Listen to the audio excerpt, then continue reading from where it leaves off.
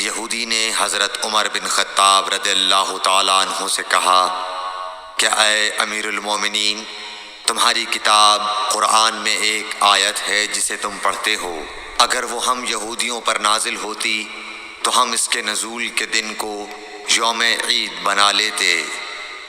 آپ نے پوچھا وہ کون سی آیت ہے؟ اس نے جواب دیا سورہ مائدہ کی یہ آیت کہ آج میں نے تمہارے دین کو مکمل کر دیا اور اپنی نعمت تم پر تمام کر دی اور تمہارے لیے دین اسلام پسند کیا۔ حضرت عمر رضی اللہ تعالی عنہ نے فرمایا کہ ہم اس دن اور اس مقام کو خوب جانتے ہیں۔ جب یہ آیت رسول اللہ صلی اللہ علیہ وسلم پر نازل ہوئی، اس وقت آپ صلی اللہ علیہ وسلم عرفات میں جمعے کے دن کھڑے ہوئے تھے۔ صحیح بخاری حدیث نمبر 45۔